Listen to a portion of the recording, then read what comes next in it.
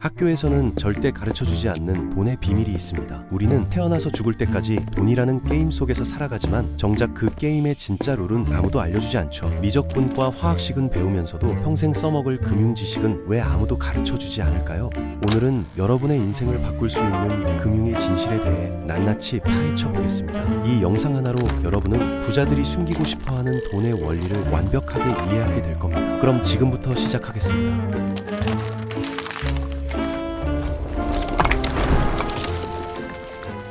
어느 날 갑자기 평소 즐겨 먹던 간식의 가격표가 바뀌었습니다. 좋아하던 과자가 2,800원에서 2,300원으로 떨어졌고 자주 사 먹던 아이스크림도 3,900원에서 3,100원이 됐습니다.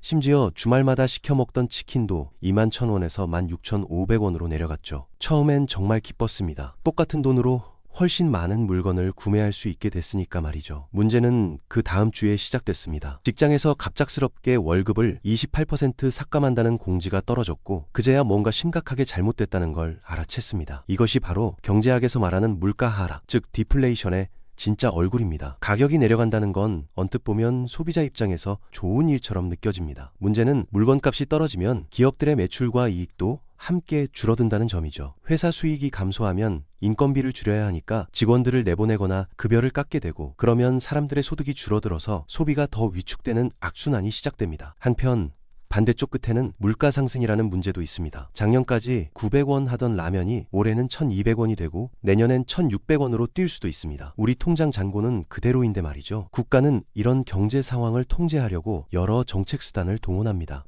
가장 대표적인 방법이 바로 기준금리 조정이죠. 경제가 너무 뜨거워지면 이자율을 높여서 돈 빌리기를 어렵게 만들고 반대로 경기가 식어버리면 금리를 내려서 자금 흐름을 활성화시킵니다. 다만 이런 정책들이 실제 우리 삶에 미치는 영향은 예상보다 훨씬 복잡하고 예측이 어렵습니다. 가끔은 정책 위반자들의 의도와는 정반대 결과가 나타나기도 하니까 말이죠. 월급날이 되면 매번 실망감을 느끼게 됩니다. 회사가 약속한 급여는 월 260만 원인데 정작 계좌에 찍히는 금액은 190만 원 정도밖에 안 됩니다. 그럼 나머지 70만 원은 대체 어디로 증발한 걸까요? 소득세라는 명목으로 26만 원이 빠져나가고 지방세로 2만 6천 원, 국민연금 23만 원, 건강보험 8만 5천 원, 고용보험 2만 5천 원, 장기요양보험 1만 2천 원 등 온갖 항목으로 공제가 이루어집니다. 이렇게 걷어간 세금이 구체적으로 어떤 곳에 쓰이는지 궁금하지 않으신가요? 일부분은 도로 건설이나 교육시설 운영처럼 우리 생활과 직접 연결된 곳에 투입되지만 상당 부분은 일반 국민이 체감하기 힘든 영역으로 흘러갑니다. 공무원 인건비와 연금 지급, 공기업 보조금, 해외 원조 사업, 심지어 정치인들의 해외 시찰 경비나 접대 비용으로도 사용되곤 하죠. 세금 납부는 국민의 의무이지만 그 자금이 효율적으로 집행되는지 감시하고 요구하는 것 역시 우리의 권리입니다. 국민연금 구조를 깊이 들여다보면 흥미로운 사실을 발견할 수 있습니다. 현재 우리가 매달 내는 연금 보험료가 지금 은퇴한 세대에게 바로 지급되고 있다는 사실이죠. 우리 돈이 어딘가에 쌓여서 보관되는 게 아니라 즉시 다른 사람의 연금으로 나가버리는 구조입니다. 그렇다면 우리가 나중에 받게 될 연금은 어디서 나올까요? 그때 경제활동을 하고 있을 다음 세대가 낸 돈에서 나오게 되는 겁니다. 이런 방식을 경제학에서는 부과 방식이라고 부르는데 인구구조 변화로 인해 지속 가능성에 대한 우려가 계속 제기되고 있습니다. 은행이라는 금융기관도 우리 생각과는 전혀 다른 방식으로 운영됩니다. 여러분이 은행 창구에서 100만 원을 예금하면 그 돈이 금고 안에 안전하게 보관될 거라고 생각하시나요? 사실은 그 순간부터 여러분의 돈은 이미 다른 곳으로 이동하기 시작합니다. 은행의 본질적인 사업 모델은 예금자들에게서 돈을 모아서 대출이 필요한 사람들에게 빌려주는 중개업이니까 말입니다. 부분 지급 준비 제도라는 시스템에 따라서 예금액의 일정 비율만 보유하고 나머지는 전부 대출로 내보냅니다. 구체적인 예시를 들어보죠. 여러분이 맡긴 100만 원 중에서 실제로 은행 금고에 남아있는 건 겨우 10만 원 정도입니다. 나머지 90만 원은 벌써 다른 고객의 주택 구입 자금이나 개인 신용 대출로 빠져나간 상태죠. 신기한 건 여러분 통장 화면에는 여전히 100만 원이라고 찍혀 있다는 점입니다. 이게 가능한 이유는 모든 예금주가 동시에 출금하러 오지는 않을 거라는 전제 때문입니다. 만약 모든 고객이 한꺼번에 돈을 찾으러 몰려든다면 은행은 영업을 중단할 수밖에 없습니다. 이자라는 개념을 정확히 이해하지 못하면 일생 동안 막대한 손실을 입게 됩니다. 이자 계산 방식에는 크게 단리와 복리라는 두 가지 유형이 있는데 이 차이가 장기적으로는 엄청난 결과 차이를 만들어내니까 말입니다. 단리는 최초 원금에만 이자가 붙는 방식이고 복리는 이자에 또 이자가 붙는 눈덩이 방식입니다. 예컨대 100만 원을 연 10% 달리로 10년간 운용하면 200만 원이 되지만 복리로 운용하면 259만 원이 됩니다. 별로 큰 차이 아닌 것 같죠? 놀라운 것은 기간을 30년으로 늘려보면 달리는 400만 원, 복리는 무려 1745만 원이 된다는 겁니다. 신용카드 연체금리를 생각해 보십시오. 25만 원짜리 명품 지갑을 카드로 구매하고 최소 금액만 계속 납부한다면 연 24% 복리 이자 때문에 그 지갑은 결국 120만 원짜리 후회가 될 수 있습니다. 반대로 투자해서 복리 원리를 제대로 활용한다면 매월 50만 원씩 30년간 7% 복리 수익률로 운용했을 때 총 6억 2천만 원 정도를 만들 수 있습니다. 실제로 납입한 원금은 1억 8천만 원인데 말이죠. 이것이 바로 복리의 마법이자 부유층이 절대 공개하지 않는 비밀입니다. 물가 상승률, 다시 말해 인플레이션은 우리 자산의 가치를 조용히 훔쳐가는 보이지 않는 도둑과 같습니다. 10년 전만 해도 짜장면 한 그릇이 2,800원이었는데 지금은 7,300원입니다. 지폐의 액면가는 똑같지만 구매할 수 있는 것들이 계속 줄어드는 겁니다. 연 3% 인플레이션이 계속된다면 지금의 1,000만 원은 20년 후에는 540만 원 정도의 구매력만 가지게 됩니다. 은행 예금 금리가 1%인데 물가 상승률이 3%라면 실질적으로는 매년 2%씩 손해를 보고 있는 셈이죠. 인플레이션이 발생하는 원인도 여러 가지입니다. 정부가 화폐를 과도하게 발행하거나 원유 같은 원자재 가격이 급등하거나 사람들의 기대 심리가 바뀔 때 나타납니다. 특히 기대 인플레이션이라는 현상이 무서운데 사람들이 앞으로 가격이 오를 거라고 예상해서 미리 사재기를 시작하면 실제로 물가가 상승하게 됩니다. 경제학에서는 이를 자기충족적 예언이라고 부르죠. 코로나19 초기 화장지 대란이나 마스크 품귀 현상도 비슷한 메커니즘으로 이해할 수 있습니다. 경기 후퇴는 경제 활동이 위축되면서 실업자가 늘어나고 수입이 감소하는 상황을 뜻합니다. 보통 GDP 성장률이 두 분기 연속 마이너스를 기록하면 경기 후퇴라고 정의합니다. 경기 후퇴가 찾아오면 기업들은 비용 절감을 위해 인력을 감축하거나 임금 인상을 동결하고 소비자들은 필수재 외의 지출을 최대한 미루게 됩니다. 이런 상황이 지속되면 경제 전체가 나쁜 순환고리에 갇히게 되죠. 다만 역설적으로 경기 후퇴는 경제가 건강성을 회복하기 위한 자연스러운 조정 과정이기도 합니다. 2008년 세계 금융위기를 기억하시나요? 미국의 서브프라임 모기지 문제에서 촉발된 위기가 전 세계로 확산되면서 수많은 금융회사와 기업들이 도산했습니다. 우리나라도 예외가 아니었죠. 증권시장은 절반 수준으로 폭락했고 실업률은 급격히 증가했으며 수많은 가정이 경제적 고통을 겪었습니다. 더 놀라운 것은 이런 위기를 극복하고 나서 경제는 더욱 견고해졌고 새로운 성장 동력들이 등장했다는 점입니다. 경기 후퇴는 고통스럽지만 경제의 자정작용이라고 볼 수 있습니다. 신용등급은 현대사회에서 두 번째 신분증이라고 할 수 있습니다. 300점부터 850점까지의 세 자리 숫자가 여러분의 경제적 인생을 결정하니까 말입니다. 신용등급이 높으면 낮은 금리로 자금을 빌릴 수 있고 신용카드 한도도 넉넉하게 받을 수 있으며 보험료도 절감할 수 있습니다. 반면 신용등급이 낮으면 대출 자체가 불가능할 뿐만 아니라 받을 수 있다 하더라도 엄청나게 높은 금리를 감내해야 합니다. 심지어 취업 전형이나 승진 심사에도 영향을 미칠 수 있습니다. 신용등급을 결정하는 가장 중요한 요인은 상환 이력입니다. 약속한 기한에 돈을 갚았는지가 전체 점수의 37%를 차지합니다. 그 다음은 신용 이용률인데 신용카드 한도 대비 얼마나 사용했는지를 보는 겁니다. 100만 원 한도 카드를 92만 원까지 쓰고 있다면 위험 신호로 받아들여집니다. 대체로 30% 이하로 유지하는 게 바람직하다고 합니다. 신용 이력의 길이도 중요한데 오래된 금융상품일수록 신뢰도가 높아집니다.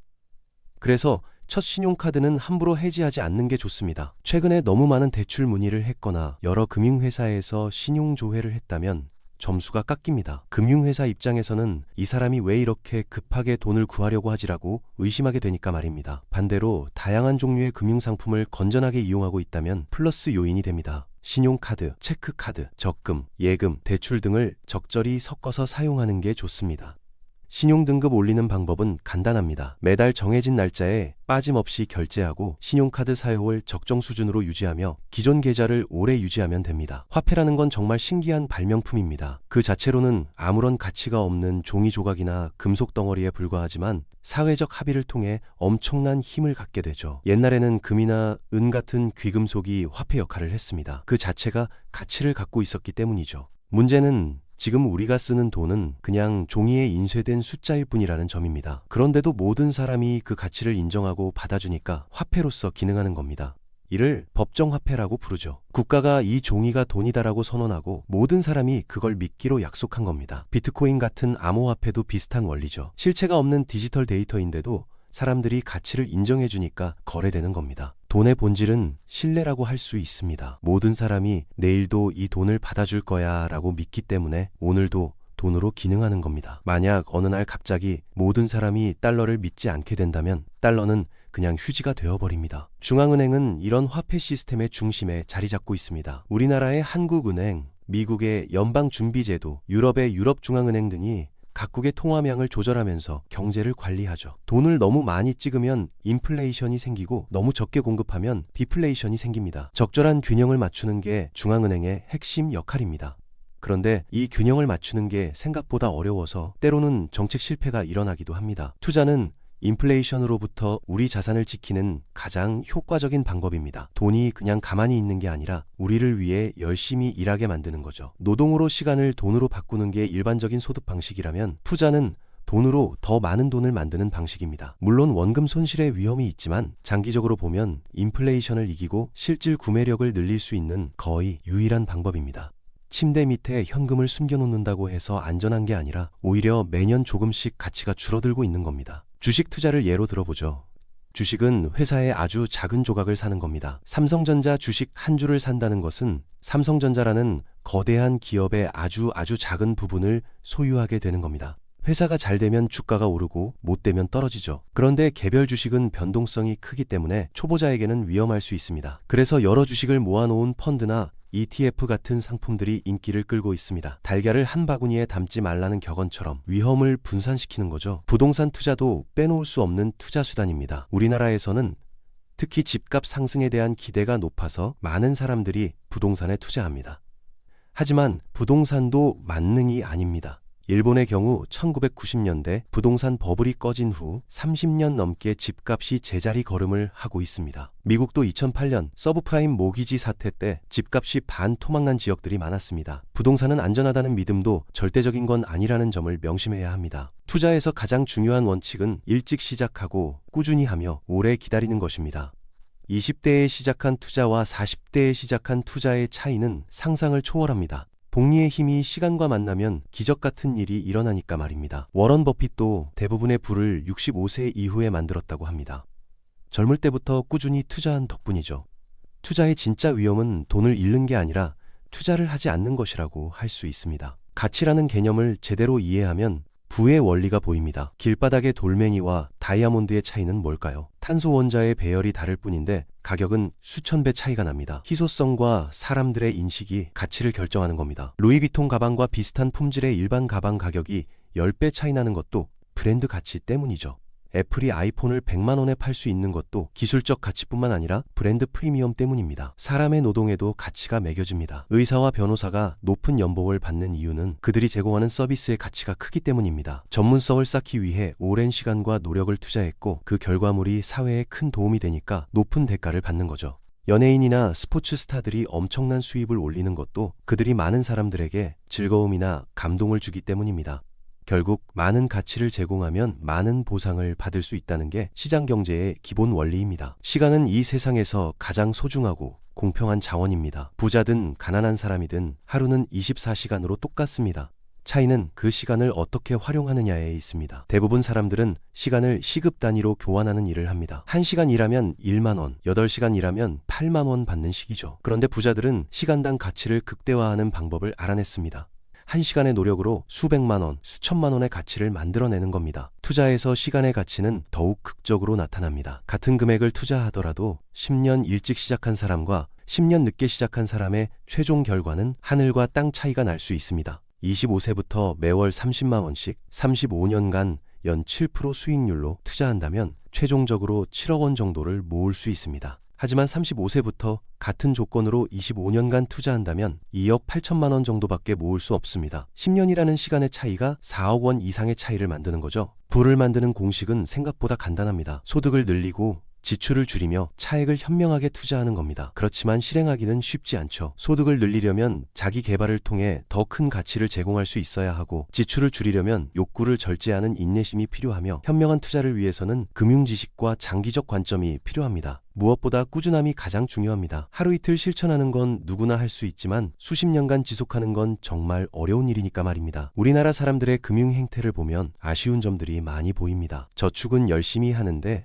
투자는 기피하는 경향이 강하고 부동산에만 몰빵하는 사람들도 많습니다. 주식 투자를 할 때도 단기간에 큰 수익을 내려고 하다가 오히려 손해를 보는 경우가 허다합니다. 투자는 도박이 아니라 장기적인 자산 증식 수단이라는 점을 명심해야 합니다. 하루하루의 주가 변동에 일희일비하기보다는 10년, 20년 후의 미래를 내다보며 투자해야 합니다. 정부 정책도 개인의 재정에 큰 영향을 미칩니다. 부동산 규제가 강화되면 집값과 전셋값이 요동치고 금리 정책이 바뀌면 대출 이자와 예금 이자가 달라집니다.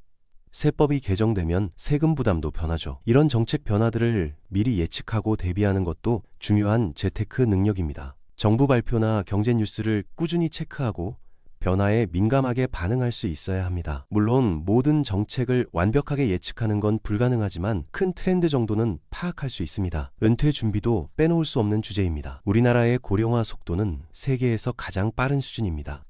평균 수명은 늘어나는데 출산율은 떨어지고 있어서 앞으로는 국민연금만으로는 노후를 보장하기 어려워질 겁니다. 개인연금이나 퇴직연금 같은 사적연금의 중요성이 더욱 커지고 있죠. 은퇴 후에도 30년 정도는 더 살아야 하는데 그 기간 동안의 생활비를 어떻게 마련할 것인지 미리미리 계획을 세워야 합니다. 보험도 재정계획의 중요한 요소입니다. 갑작스러운 사고나 질병으로 인한 경제적 충격을 완화해주는 역할을 하니까 말입니다. 하지만 보험 상품들이 워낙 복잡해서 제대로 이해하고 가입하는 사람은 많지 않습니다. 보험료는 매월 나가는 고정비이기 때문에 꼭 필요한 보장만 적정 수준으로 가입하는 게 중요합니다. 과도한 보험료 지출은 오히려 투자 기회를 빼앗을 수 있습니다. 마지막으로 이 모든 금융 지식들이 하나의 큰 시스템으로 연결되어 있다는 점을 이해하는 게 중요합니다. 세금, 은행, 이자, 인플레이션, 경기순환, 신용점수, 화폐, 투자, 가치, 시간 등이 서로 영향을 주고받으면서 우리의 경제적 운명을 좌우하죠. 이런 원리들을 제대로 이해하고 현명하게 활용한다면 평범한 월급쟁이도 충분히 경제적 자유를 얻을 수 있습니다. 중요한 건 일찍 시작하고